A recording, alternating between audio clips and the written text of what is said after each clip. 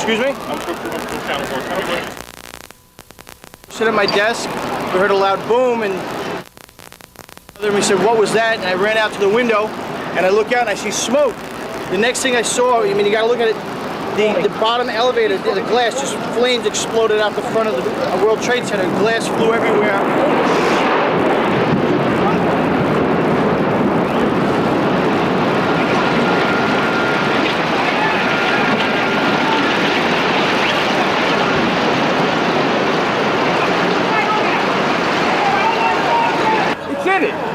No, it didn't go through.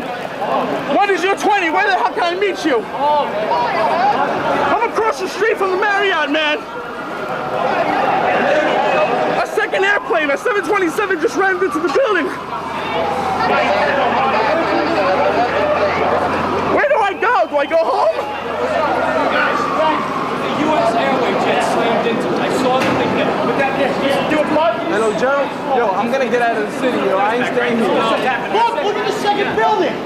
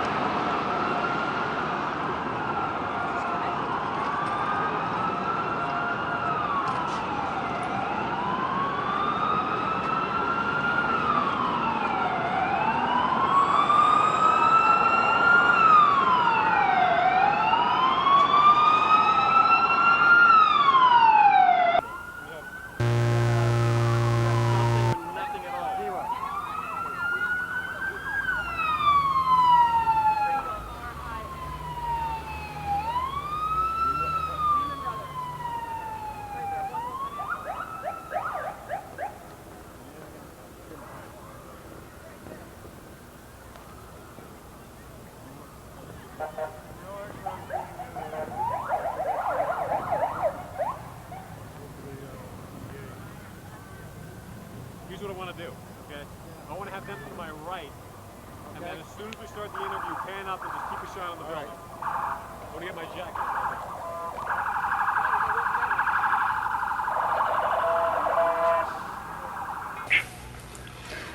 I tell you what, I'm scared right now.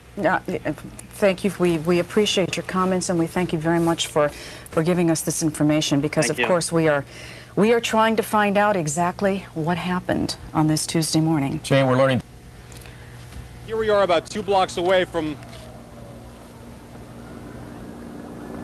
Okay, 2 blocks away from where the whole thing happened, and this entire area has been cordoned off, and people that have been working in nearby buildings have been told to evacuate. That's what this mass exodus is to my left-hand side.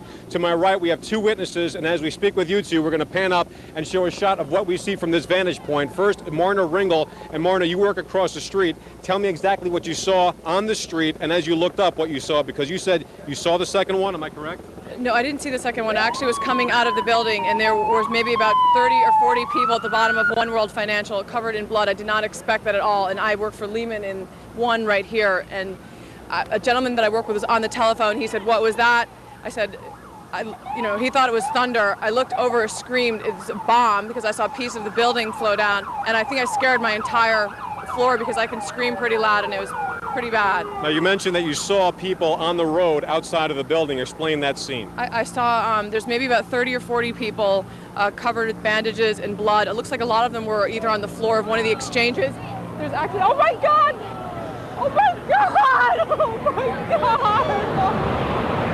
We're not sure exactly what happened, but it was another explosion on the far side of one of the buildings from where we're standing. The reverberation, and another explosion on the right-hand side. Another building has gone up on the right-hand side of the road. People are now running down the street. We're not sure if that was another explosion or if that was advanced debris. Joining me also is Jim Plant. Jim, you're also a witness of what happened. Tell me exactly what you saw from your vantage point across the street. I was just across Liberty and West here, and I saw the second plane hit the Tower 2. It looked like a 737.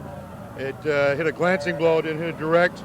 I don't know where the rest of the plane went, but it went in, fireball came out, and it hit lower than the first plane, which hit the upper floors. Jim, thank you very much. At this point, as you can tell, there's absolute pandemonium in this area because of what had just happened. Exactly what, I can't confirm, but on the far side of the building, there seemed to be another explosion, and also on the right-hand side, there was also another explosion. We're not sure if that was extra reverberation from what happened at the World Trade Center, or if that was an added explosion. At this point, there's a lot of smoke, massive plumes of smoke falling from the building across the street. People that were running down the street or walking are now running away.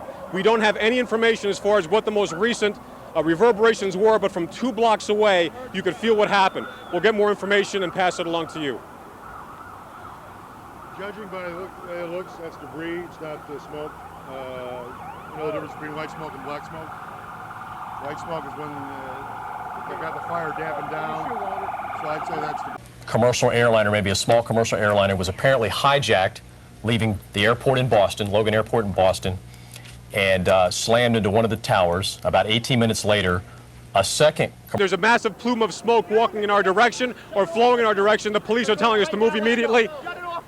Okay, we're being told to shut off. We'll get back in contact as quick. There is downtown in Lower Manhattan. Okay, now as you can imagine, Ralph, as you can imagine, there's a pretty frenzied scene out here just a few moments ago. I'd say about 20 minutes ago. We're not sure exactly what it was. We have not confirmed it, but something either exploded or fell off the side of the one building that was attacked and caused a massive plume of smoke.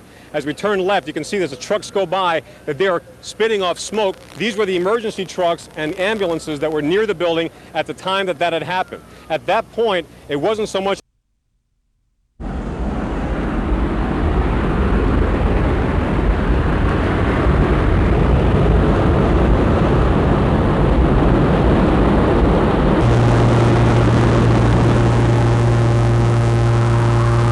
the New York Stock Exchange. Just a moment ago, the entire top of the building collapsed. You can see a massive plume of smoke. People are running away from the area. There are firefighters and there are police trying to evacuate the area as quickly as possible. People who are near the area are in an absolute frenzied situation. The entire top of the building just collapsed. You can see the plume of smoke is coming in our direction. Let's get out of here, Ralph. We're going to leave because the smoke is coming right at us. Obvious.